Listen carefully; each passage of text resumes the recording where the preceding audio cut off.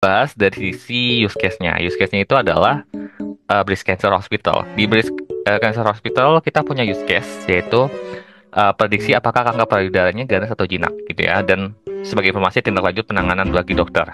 Nah, outputnya kita adalah di sini adalah memberikan informasi bukan sebagai membuat keputusan. Ini berguna bagi dokter untuk memberikan penanganan lebih tepat sasaran. Jadi kita akan bikin model agar model ini bisa memprediksi apakah pasiennya ketika di treatment ini.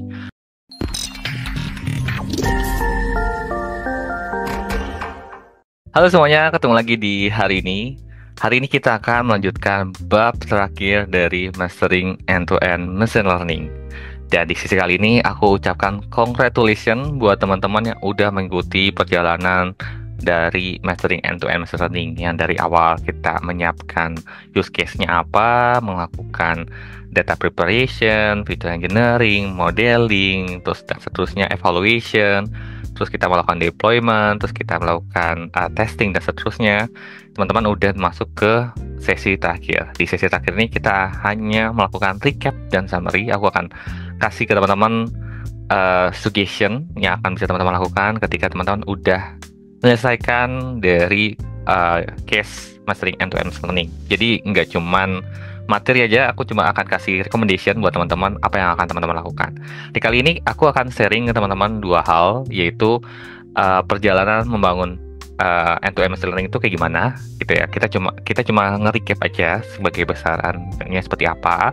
Dan yang kedua, aku mau kasih rekomendasi buat teman-teman untuk membangun portofolio.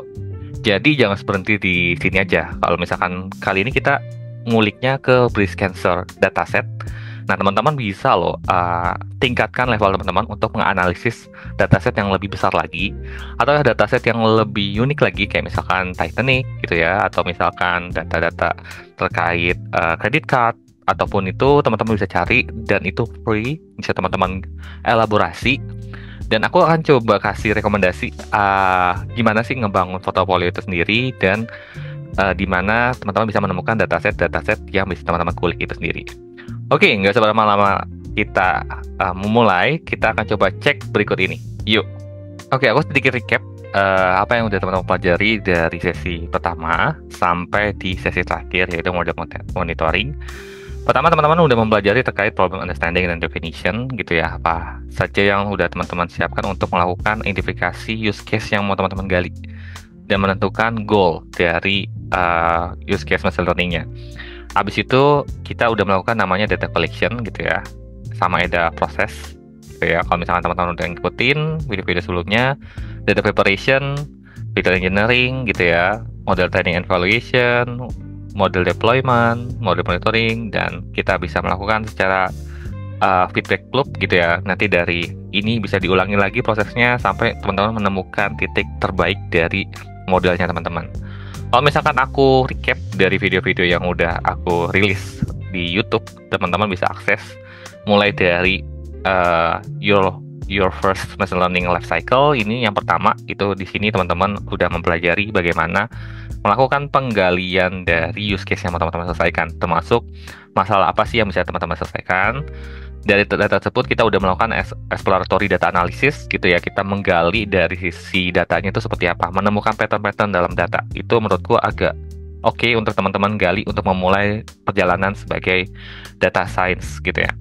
Habis itu kita udah melakukan data preparation, kita menyiapkan datanya itu ready to use. Artinya data yang raw data itu yang mentah gitu ya, atau raw data mentah itu kita siapkan agar untuk di modeling itu udah siap digunakan dan bisa oke gitu. Nggak ada yang missing value, nggak ada yang anomali, outlier hilang dan sebagainya, itu kita handling di situ di data preparation.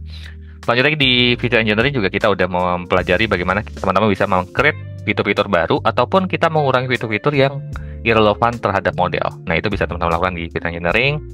Dan selanjutnya kita udah melakukan training model, yaitu menyiapkan model yang untuk teman-teman analisis, yang mana model tersebut sebagai baseline untuk memprediksi something lah ya gitu ya. Kalau misalkan case ini kan kita memprediksi apakah kankernya itu kanker jinak atau kanker ganas gitu ya. Nah, habis itu kita evaluation modelnya. Di evaluation sengaja aku bikin dua karena memang cakupannya cukup banyak gitu ya dari bagaimana mengevaluasi model, karena model kita kan ada banyak nih yang kita pilih, terus kita evaluation gimana hasilnya dan kita tentuin pada akhirnya model mana yang terpilih. Habis itu setelah model terpilih kita uji modelnya itu sendiri, kita pakai simulate gitu ya, simulasi dengan unit testing modelnya sehingga model tersebut bisa digunakan gitu. Habis itu teman-teman udah belajar simple deployment-nya gitu ya, gimana nanti ntar kita bisa share ke user gitu ya, kaitannya kalau misalkan breast cancer mungkin ke dokter gitu ya, dokter bisa gunakan modelnya ini untuk diimplementasi ke pasiennya seperti apa. Dan di sesi terakhir kita udah mempelajari monitoring model gitu ya. Yang di monitoring model ini teman-teman mengevaluasi modelnya apakah cukup sustain ketika ada load tinggi dan sebagainya, kita testing di situ. Di sini ada 8 video, total ada 205 menit atau 3 jam 25 menit. Teman-teman bisa akses kalau misalkan teman-teman baru nonton video kali ini. Jadi kalau misalkan teman-teman ketinggalan tuh ada video roadmap untuk membuat end-to-end machine learning, teman-teman bisa ikuti dari awal sampai akhirnya sehingga teman-teman tahu nih pola pikir ketika menggunakan sebagai data science itu gimana sih mengolah data sampai teman-teman membuat model, melakukan evaluasi, deployment dan bisa siap digunakan. Materinya cukup lengkap, teman-teman boleh kasih feedbacknya kalau misalkan ada saran, kritik, saran di komen agar bisa jadi feedback buat aku juga buat ngembangin materi-materi kedepannya seperti apa gitu ya. Jadi aku harap teman-teman bisa ikuti. Bagi yang baru nonton video kali ini, harapannya bisa nonton di video 8 video ini dan bisa ngebantu teman-teman untuk mengencourage teman-teman, meningkatkan kemampuan teman-teman di dunia data seperti itu. Oke, selanjutnya kita evaluasi nih, kita recap sedikit dari apa yang udah kita lakukan. Kalau misalkan di awal itu teman-teman perhatikan di yang di ini your first machine learning life cycle, itu aku bahas dari sisi use case-nya. Use case-nya itu adalah breast cancer hospital. Di breast cancer hospital kita punya use case yaitu prediksi apakah kanker payudaranya ganas atau jinak gitu ya, dan sebagai informasi tindak lanjut penanganan bagi dokter. Nah, outputnya kita adalah di sini adalah memberikan informasi bukan sebagai membuat keputusan. Ini berguna bagi dokter untuk memberikan penanganan lebih tepat sasaran. Jadi kita akan bikin model agar model ini bisa memprediksi apakah pasiennya ketika di treatment ini masuk ke kanker ganas atau kanker jinak gitu ya. Biar treatmentnya lebih cepat gitu. Jadi mungkin dokter akan melakukan pengujian beberapa aspek gitu ya. Nah, mungkin ada beberapa dokter yang nggak tahu nih kalau misalkan ini isiannya dia bakal kanker jinak atau kanker ganas, itu nanti ntar dari mesin model yang akan ngeprediksi. Ini outputnya kita teman-teman di sesi kali ini. Jadi kita ngebangun simple deployment terkait breast cancer prediction gitu ya. Kita input isiannya gitu ya, ada 6 isian ini. Dari 6 isian ini ketika udah diisi, terus kita klik prediction di sini, ini akan menghasilkan outputnya. Apakah dia itu tumor ganas atau tumor jinak gitu ya. Jadi nanti ntar bisa treatment nih dokter, ternyata penyakitnya adalah kanker ganas gitu ya. Nah artinya nanti ntar dari dokter akan punya treatmentnya. Kalau misalkan itu nanti pengecekannya lebih detail lagi apa nih, biar lebih meyakinkan apakah benar kanker ganas atau bukan. Ataupun dokter bisa melakukan treatment terlebih dahulu gitu ya, bisa treatment lebih dini. Jadi nggak serta-merta kan kalau misalkan hasil pemeriksaan kan butuh waktu ya, apakah dia punya tumor ganas tumor jinak. Nah dengan ada model ini lebih cepat dokter memutuskan apakah kankernya itu jinak atau ganas seperti itu. Nah selanjutnya kalau misalkan teman-teman udah buat seperti ini gitu ya, jangan berhenti di sini. Harapanku adalah apabila teman-teman udah mengikuti semua video ke-8 video ini, jangan berhenti di sini. Teman-teman harus melanjutkan perjalanan teman-teman yang panjang lagi, yaitu membangun sebuah portofolio. Harapanku adalah semoga ilmu yang aku share ini bisa jadi basic portofolio buat teman-teman, sehingga teman-teman bisa menjadi kayak XR itu atau HRD itu bisa ngeliat, oh teman-teman punya capability terkait data gitu, dengan membangun simple deployment dari breast cancer hospital ini sendiri, dan teman-teman bisa selesaikan dan publish gitu ya. Contohnya kayak gimana sih kalau misalkan mau nge-publish gitu ya, teman-teman bisa ngebangun dalam bentuk PDF gitu ya, PDF terus dipublish di LinkedIn gitu ya, terus teman-teman ceritain di PDF-nya kayak judulnya apa, nama teman-teman jangan lupa dicantumin gitu ya, terus terkait apa sih dari use case-nya teman-teman yang mau teman-teman selesaikan, problem statement-nya apa, terus adjektif dari problemnya apa, terus kalau misalnya ada disclaimer monggo silakan dikasih tahu disclaimer-nya apa, Terus data preparation-nya teman-teman kan di sini udah ada nih, kita udah ngelewati beberapa tahapan nih. Nah, teman-teman bisa bahas di PDF tersebut. Detail-detailnya dirinci di dalam PDF. Supaya apa? Supaya audiens yang membaca dokumen teman-teman kebayang bagaimana teman-teman men-treatment sebuah data dan melihat juga capability teman-teman dalam mengolah data itu sendiri. Karena kan ketika SR mau nge-recruit orang, dia pengen tahu dong capability-nya dia bisa apa aja. Apakah dia bisa punya capability untuk menggunakan library Pandas misalkan, NumPy, TensorFlow, ada sebagainya. Punya capability seperti itu nggak gitu. Jadi ntar teman-teman bisa sebagai informasi ke SR terkait capability teman-teman sendiri. Nah, teman-teman bisa compact di PDF, habis itu publish di LinkedIn. Kenapa di LinkedIn? Karena di LinkedIn itu tempat potensi buat teman-teman jadi ajang share kemampuan teman-teman, portofolio teman-teman, sehingga ketika orang lihat teman-teman punya kemampuan, dan itu salah satu platform untuk profesional sehingga bisa menjadi impactful untuk mengget banyak orang untuk merekrut teman-teman. Dan teman-teman juga bisa membuat web application. Aku pernah buat web application. Teman-teman bisa akses, kalau mau akses di dashboard abelkrw.streamlit.app gitu. Tinggal akses di sana, terus ketik di browse Google, nanti ntar langsung ke webnya aku. Terus teman-teman bisa gunakan itu. Saat itu web application yang pernah aku buat gitu, teman-teman bisa akses. Dan bagi teman-teman juga, aku nggak ini ya, opsional ya, merekomendasikan, encourage teman-teman kalau misalkan mau tag aku, silakan di LinkedIn di Abel K. Widodo. Aku akan kasih feedback dari portofolio teman-teman. Jadi teman-teman boleh buat di compact di PDF-nya ataupun di membuat web application-nya, share, terus di tag aku, nanti aku kasih feedback ke teman-teman terkait bagaimana teman-teman membangun sebuah konsep portofolio teman-teman, supaya nanti aku bisa jadi advisor buat teman-teman apa aja nih yang harus ditingkatin, seperti itu. Nah, ketika teman-teman udah bangun portofolio, jangan berhenti di data breast cancer hospital. Banyak banget yang bisa teman-teman explore di dunia data, dan nggak cuman terkait dataset ini. Teman-teman, aku kasih rekomendasi beberapa hal mungkin ya. Mungkin yang pertama, ini aku nggak ngasih banyak-banyak biar teman-teman nggak banyak pilihan, supaya fokus dulu ya. Nanti kalau mau explore lagi yang lain juga monggo silakan. Sebenarnya banyak, aku kasih aplikasi yang sering banget aku gunakan. Yang pertama itu adalah Kaggle gitu ya.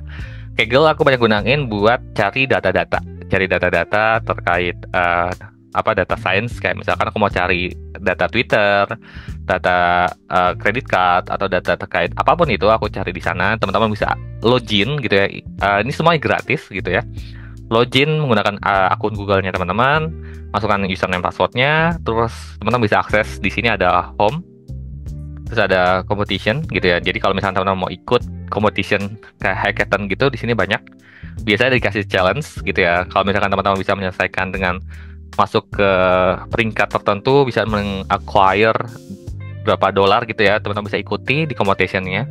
Terus ini ada dataset juga, ya. Datasetnya cukup banyak, teman-teman tinggal drop aja set dataset. Di sini banyak banget.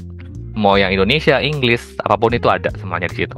Udah ada mungkin ada ribuan atau ratusan data ya di situ, teman-teman bisa akses dan bisa digunakan sebagai salah satu dataset untuk membangun sebuah portofolio.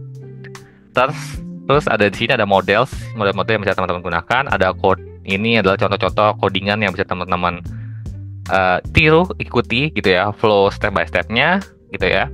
Terus habis itu ada discussion itu terkait ada kayak forum gitu ya, forum terkait data science, teman-teman bisa ikuti.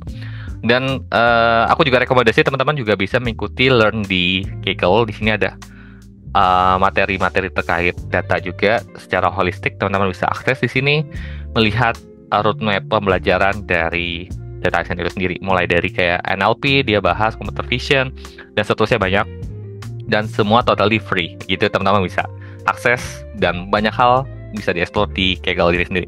Sebenarnya banyak banget web-web yang bisa diakses, cuman aku kasih rekomendasi satu ini karena memang ini banyak banget digunakan oleh banyak orang gitu ya. Kalau misalkan teman-teman mau akses yang lain, monggo silakan. Tapi kalau aku jadi teman-teman sebagai beginner mau mulai perjalanan sebagai data science, fokus di satu aplikasi dulu, cari pengalaman, terus bangun-bangun apa aja yang dipelajari dari aplikasi tersebut atau webnya ya, maksudnya web aplikasi ini webnya, web Kaggle itu, dan teman-teman bisa tahu apa aja yang bisa teman-teman utilize. Apalagi teman-teman bisa mengutilize platform collab-nya dari Kaggle, karena memang koneksi dengan Google Colab, dan itu bisa teman-teman akses untuk ngebangun model-model kayak large language modeling di situ di Kaggle, dan itu totally free dan teman-teman bisa menggunakan GPU di dalam Kaggle-nya dengan mungkin ada beberapa periodic time yang bisa digunakan ya, dan itu bisa di reset setiap harinya. Dan yang kedua adalah Grow with Google, itu salah satu platform buat teman-teman gunakan, utilize untuk meningkatkan capability dari sertifikasinya teman-teman. Jadi kalau misalkan teman-teman mau show off gitu ya, bukan sombong, dalam arti mau ngasih tahu bahwa teman-teman punya capability terkait data, teman-teman harus punya sertifikat. Nah, sertifikatnya teman-teman bisa akses di Grow with Google. Setauku gratis, tapi learning pad-nya ada di Coursera. Jadi nanti ntar biasanya ada beberapa apa aja yang harus diisi gitu ya, biar dapat course-nya itu gratis, dan teman-teman bisa dapat sertifikat Google Data Analytics Certificate gitu. Dan di Grow with Google tuh banyak course-nya, teman-teman bisa akses di sana, dan barangkali bisa teman-teman gunakan untuk mempelajari di era digital ini, karena memang di era digital sekarang nggak bisa cuma omongan aja, tapi kita harus punya sertifikat something lah untuk nge-show bahwa teman-teman punya capability terkait dunia data sendiri, seperti itu. Dan pada akhirnya perjalanan teman-teman masih panjang. Aku harap ini adalah pad awal buat teman-teman ya, atau orang bilang fondasi lah ya, fondasi awal untuk teman-teman memulai perjalanan di dunia data. Kedepannya aku akan sharing-sharing ke teman-teman terkait banyak hal terkait penulisan Python, dan teman-teman bisa utilize nantinya untuk pengembangan penerapan dari Python sendiri. Oke, itu dulu teman-teman dari aku. Next episode mungkin aku akan bahas hal baru terkait Python, tapi kita akan coba cek bagaimana kita mengutilize codingan-codingan di Python. Nanti tunggu aja di sesi-sesi berikutnya, dan sampai jumpa, see ya.